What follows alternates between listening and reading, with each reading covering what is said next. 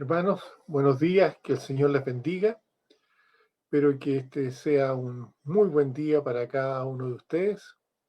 Vamos a ir al Señor en oración, así que les pido que por favor cierren sus ojos. Padre Santo, damos gracias, Señor, por este día domingo que usted nos da. Gracias por sus misericordias, gracias por responder a nuestras oraciones, gracias por tocar a aquellos que se encuentran enfermos y los está recuperando. Pido que muy pronto cada uno de ellos, Señor, pueda estar de regreso a sus casas, Señor, y con buena salud. Padre Santo, pido que bendiga esta predicación, que sea de provecho para cada uno de nosotros, los que creemos, y también para aquellos que la están escuchando y aún no han tomado la decisión de aceptar a Cristo, que este sea también el día de salvación, porque en nombre de Cristo lo pedimos. Amén. Hermanos, el tema de hoy es guardando la fe en medio de la perversión. Y nuestra porción es Santiago 1, del 12 al 18. Dice así la palabra del Señor.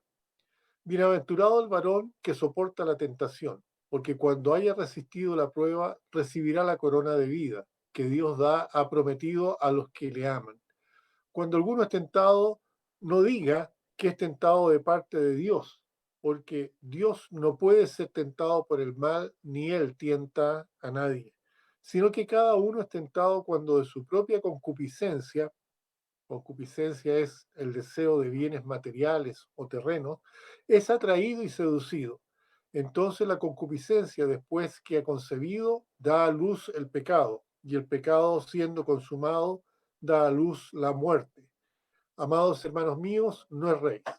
Toda buena dádiva y todo don perfecto desciende de lo alto, del Padre de las luces, en el cual no hay mudanza ni sombra de variación.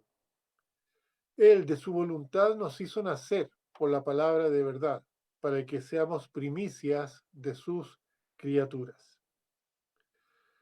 En realidad, el llamado es a resistir en medio de la perversión.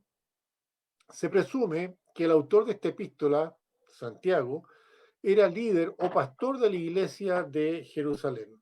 Hay muchos estudios bíblicos que afirman de que no era Santiago el apóstol, sino que era Jacobo, el hermano de nuestro Señor Jesucristo. Excelente candidato para guiar al pueblo judío.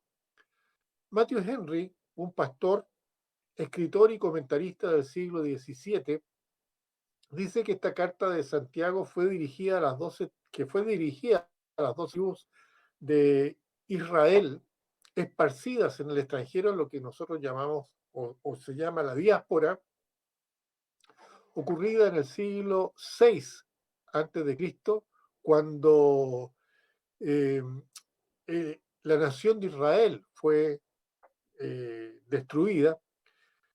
Se refiere principalmente a judíos que vivían fuera de Palestina, tal vez en Siria o Babilonia.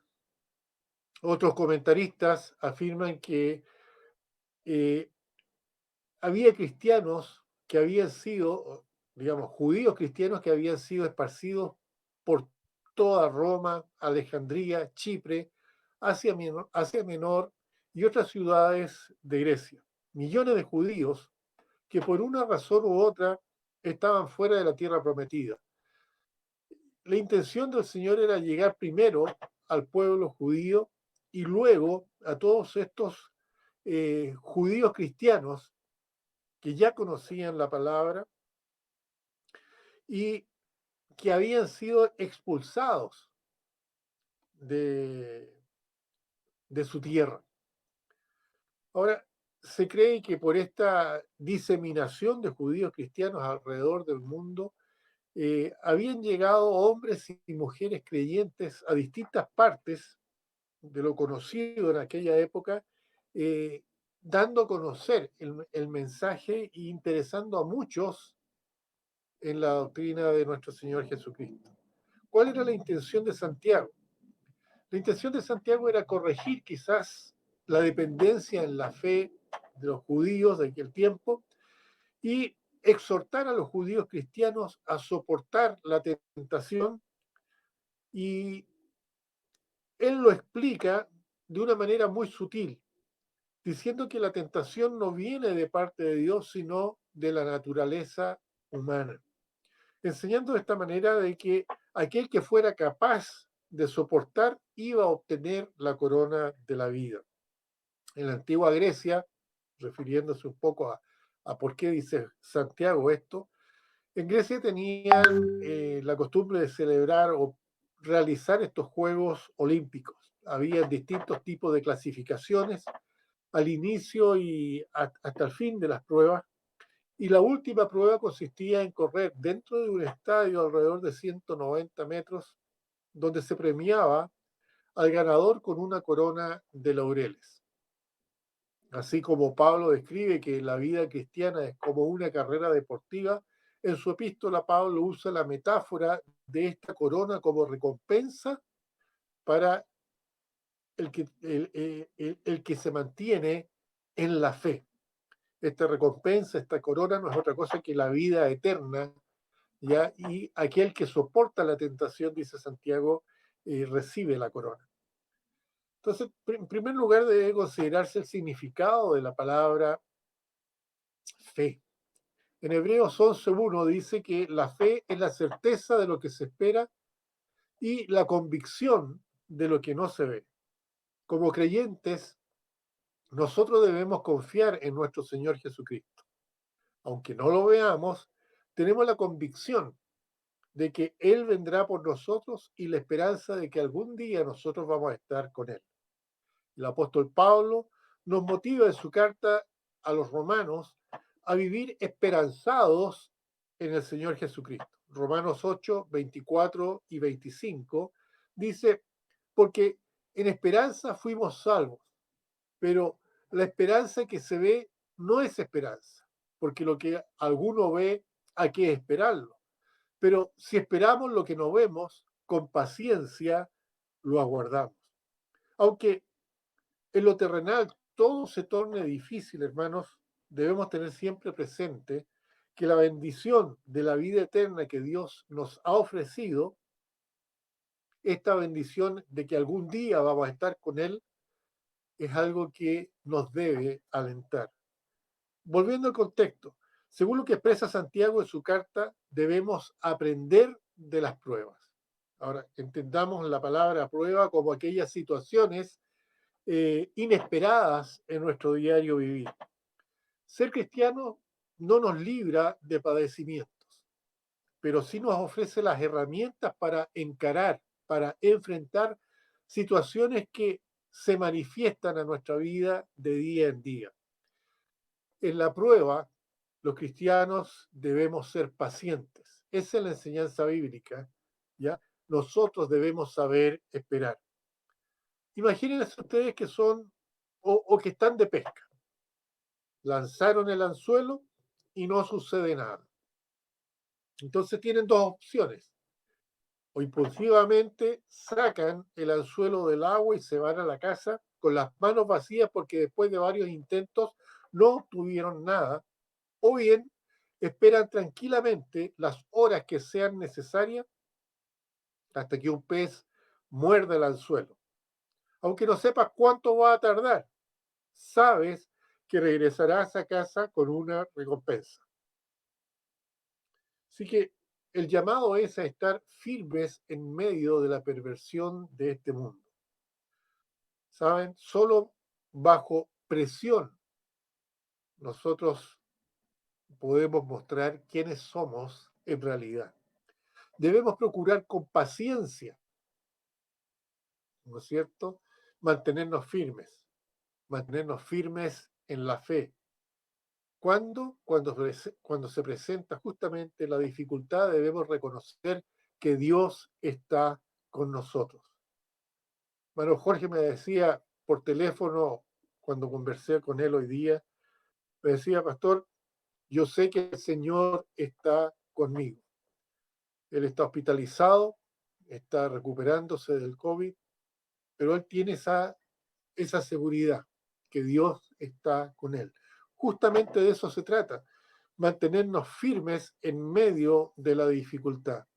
En su carta a la iglesia en Corinto, Pablo escribe en 2 Corintios capítulo 6, versículo 3 al 7, lo siguiente. Segunda de Corintios 6, 3 al 7. No damos a nadie ninguna ocasión de tropiezo para que nuestro ministerio no sea vituperado.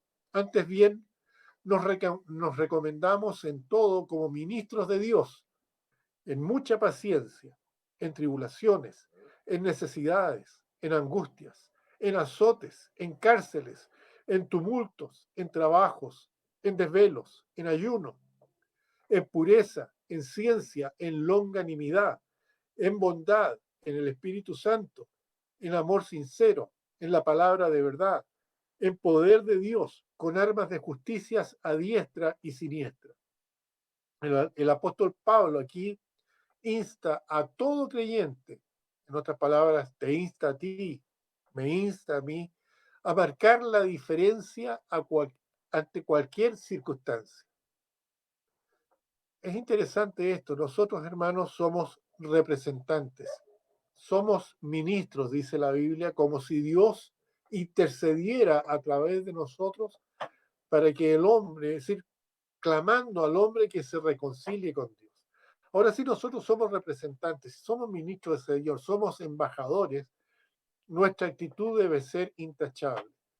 Hemos visto en las noticias de que hay gente que está en posiciones de autoridad que están dando un mal ejemplo. Nosotros no debemos hacer eso. No debemos dar un mal ejemplo. Ante cualquier circunstancia, nosotros debemos marcar la diferencia. Nosotros somos hijos de Dios, de eso se trata.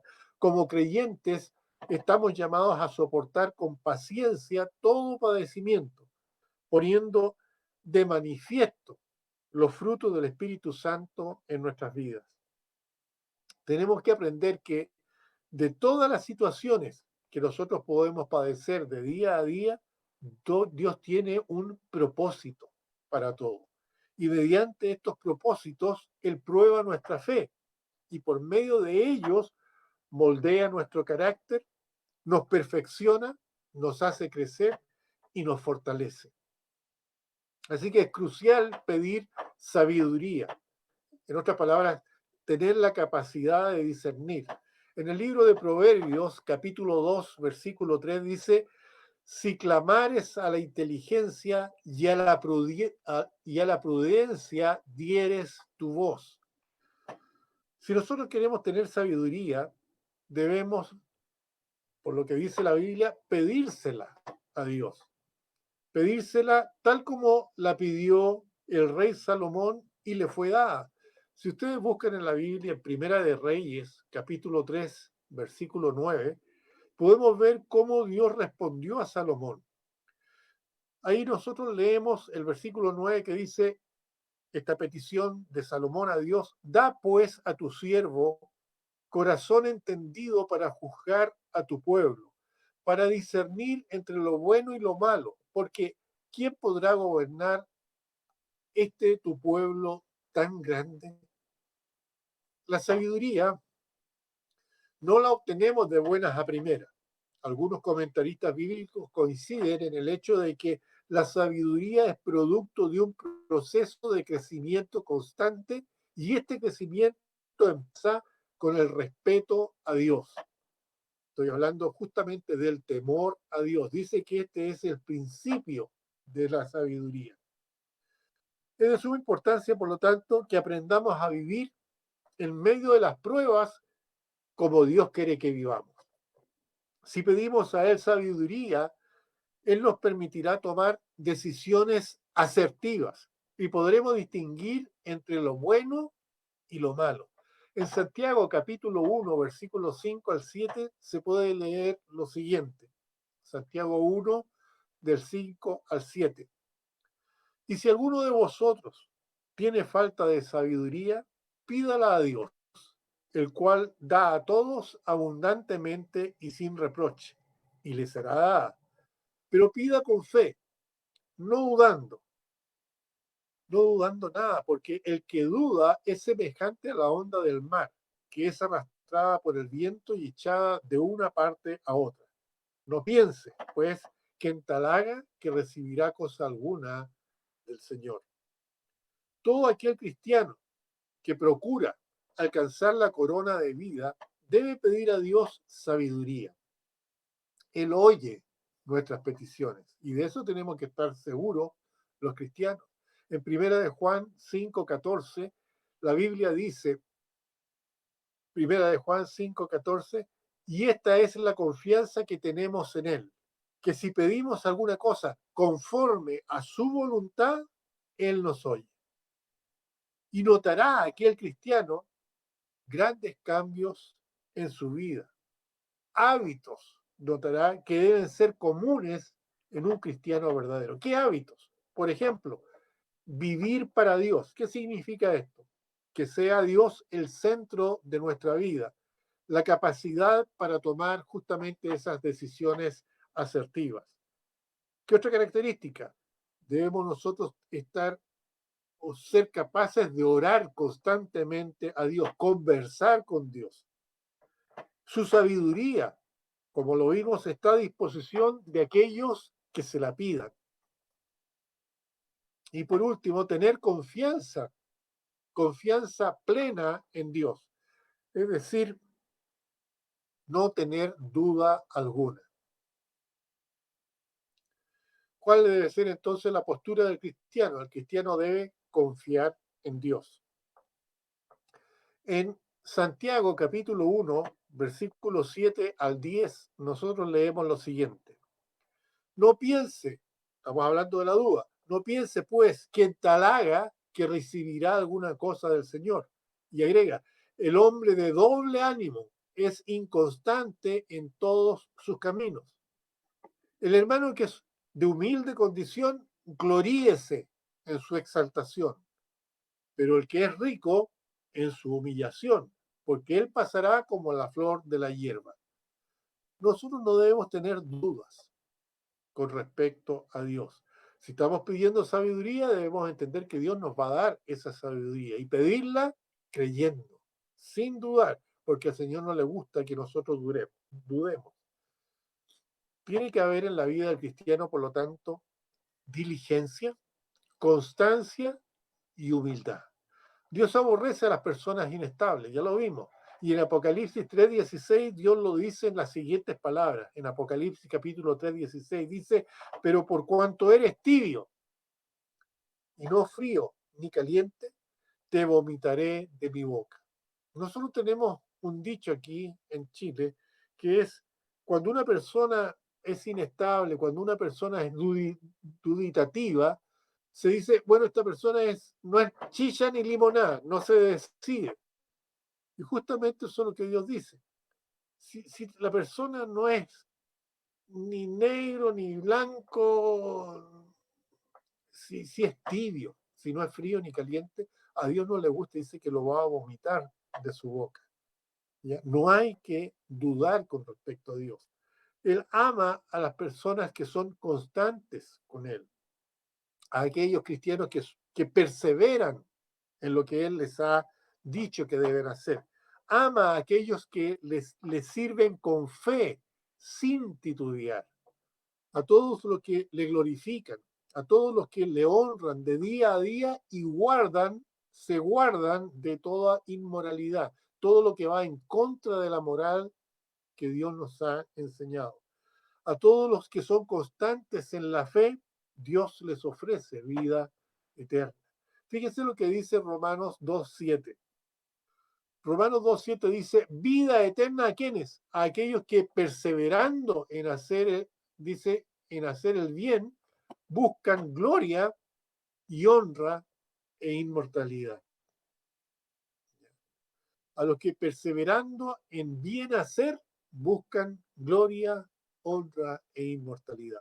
Así que nosotros debemos buscar con diligencia o procurar la diligencia y la constancia en nuestro vivir día a día, soportando las pruebas como con fe, corriendo pacientemente la carrera de la vida, como lo ilustra Pablo ahí en Hebreos 12:1. Pablo en Hebreos 12:1 dice, por tanto nosotros también, teniendo en derredor nuestro tan grande nube de testigos, despojémonos de todo peso de pecado que nos asedia y corramos con paciencia la carrera que tenemos por delante. Es de suma importancia que todos los creyentes tengan un sello distintivo de humildad, considerando que las riquezas y sus bienes no le darán lo que solo Dios puede ofrecerles. La intención es que hagas una pausa, hermano, y pienses a qué es lo que le estás dando prioridad en tu andar diario. Se trata de que la idea es que ustedes puedan ubicarse en tiempo y espacio y la intención es convencerles de que lo que hoy tú estás viviendo no es en realidad lo que Dios tiene para tu vida. Hay algo mucho más grande y la meta la puedes alcanzar cuando tú decidas entregarte por completo a Dios.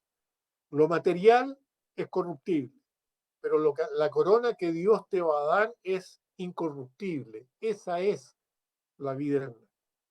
Para alcanzar esta corona de vida, dice 1 Corintios 9, 24 y 25, lo siguiente. 1 Corintios 9, 24 y 25.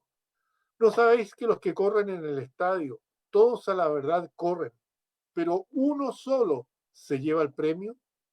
Corred de tal manera que lo obtengáis. Todo aquel que lucha, de todo se obtiene.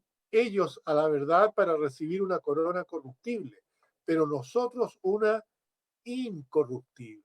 Así de importante es. Dice que para obtener esta corona nosotros debemos correr como el atleta en el estadio, de manera que lo obtengamos. ¿Cómo? Absteniéndose de aquellas cosas que no son fructíferas, que no traen gloria y honra al Señor. Fíjense lo que dice en 2 de Pedro 1, versículo 2 al 9. 2 de Pedro 1, 2 al 9. Dice, gracia y paz os sean multiplicadas en el conocimiento de Dios y de nuestro Señor Jesucristo. Como todas las cosas que pertenecen a la vida y a la piedad nos han sido dadas por su divino poder, mediante el conocimiento de aquel que nos llamó por su gloria y excelencia, por medio de las cuales nos ha dado preciosas y grandísimas promesas para que por ellas llegaseis a ser participantes de la naturaleza divina, habiendo huido de la corrupción que hay en el mundo a causa de la concupiscencia, ¿se acuerda? De los deseos, vosotros también poniendo toda diligencia en esto mismo, añadida a vuestra fe virtud, a la virtud conocimiento, al conocimiento dominio propio, al dominio propio paciencia, a la paciencia piedad, a la piedad afecto fraternal y al afecto fraternal amor. Porque si estas cosas están en vosotros y abundan,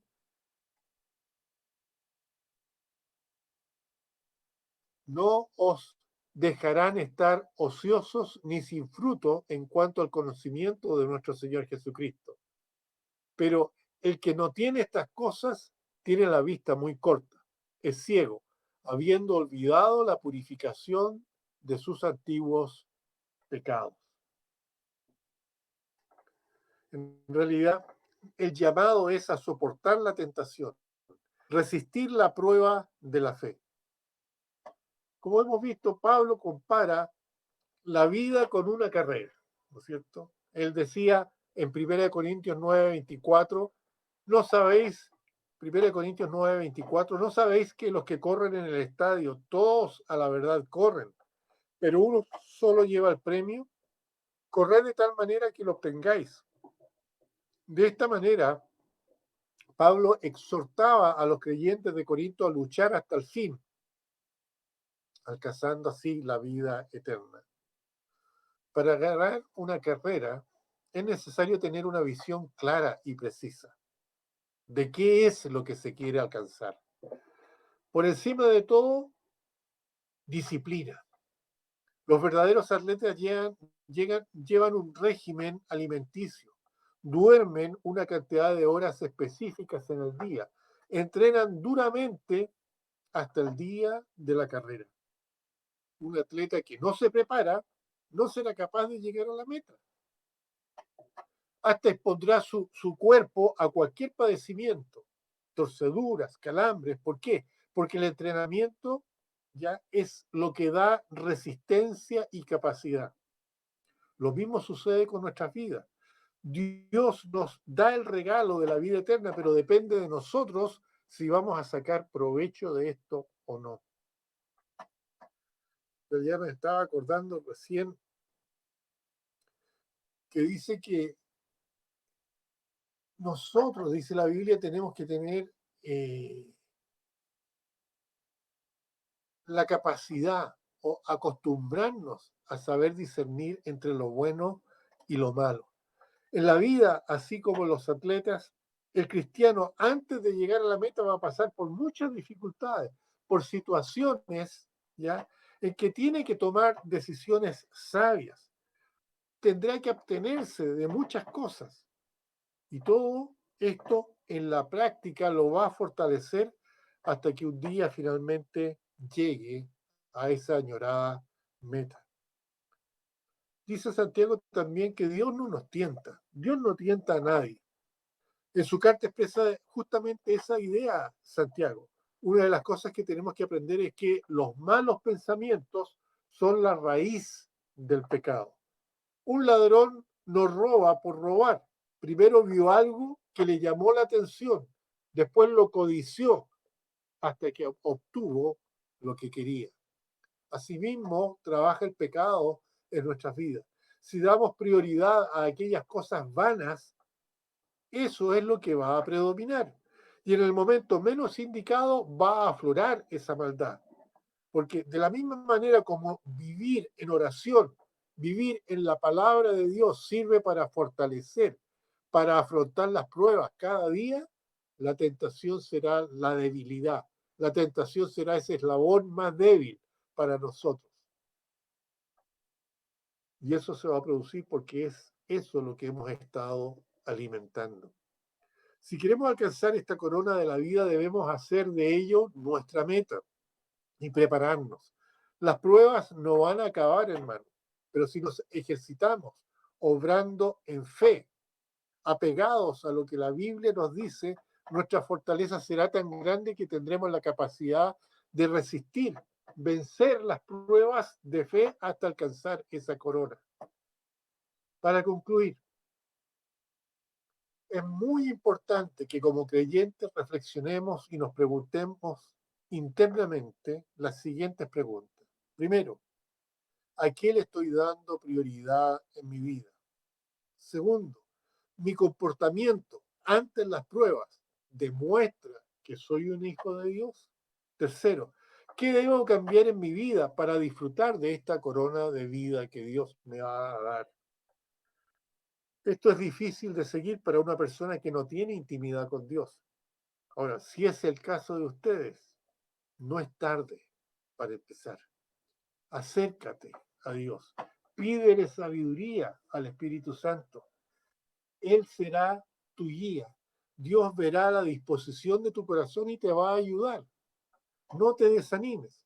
Sabemos que no somos perfectos, pero mediante su palabra Dios quiere moldearnos a la imagen de su Hijo Jesucristo. Ora para que el Espíritu Santo transforme tu carácter y lo fortalezca cada día. Pon la mirada en la meta. Recuerda que lo que te espera tiene mucho más valor que cualquier riqueza terrenal. Lo que Dios te ofrece es mayor que cualquier problema, cualquier enfermedad, cualquier padecimiento que hoy tú estés enfrentando.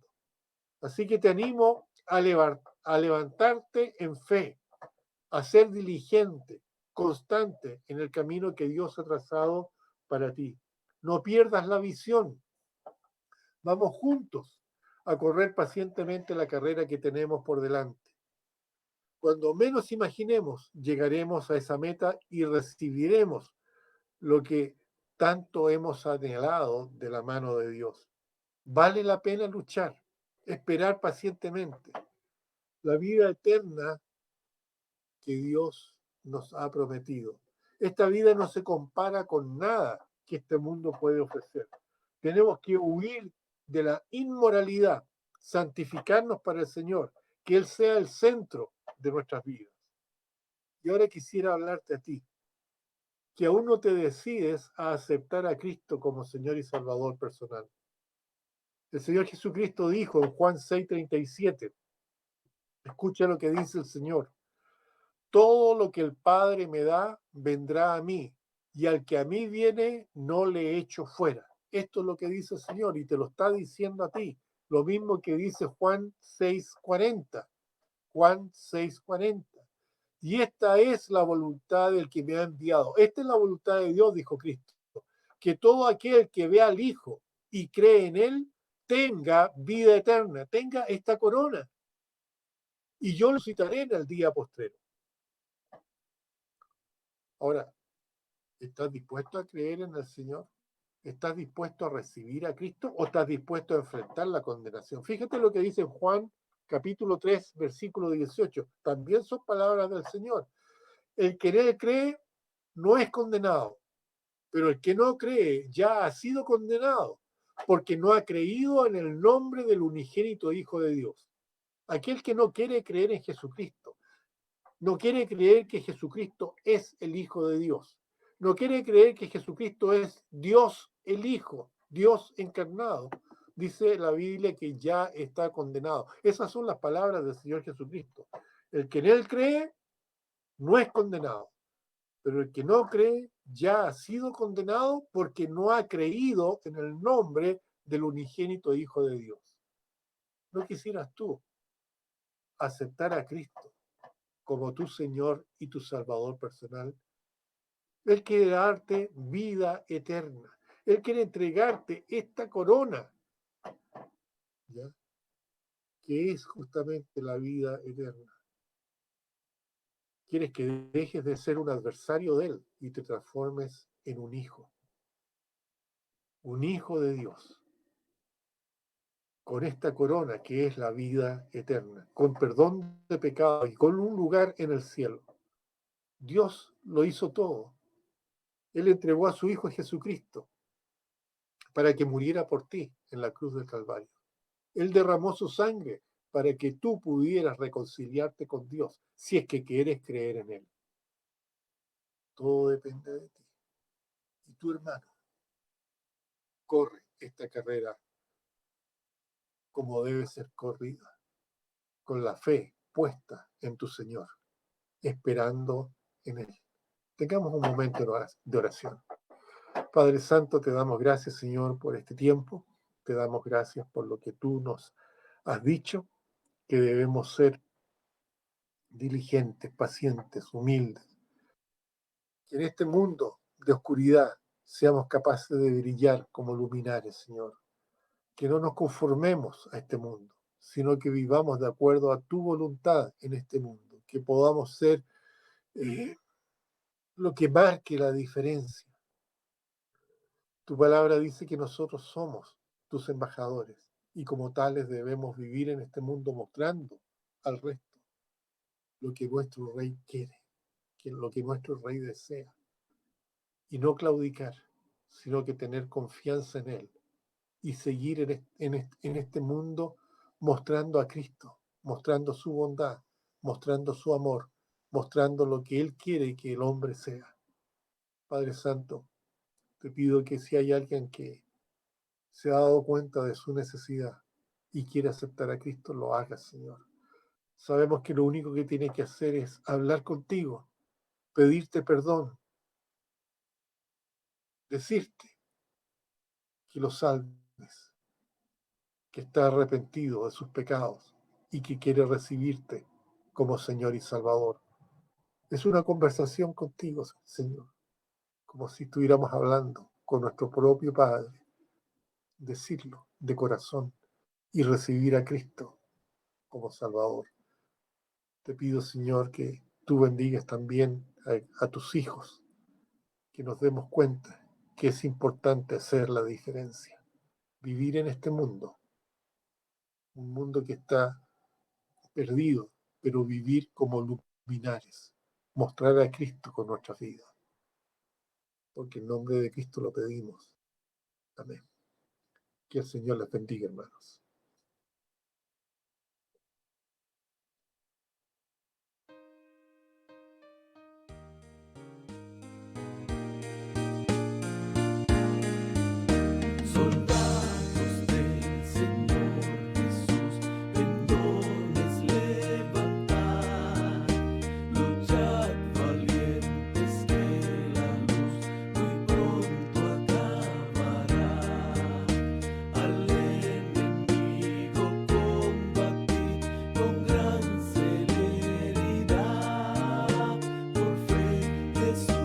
al mundo.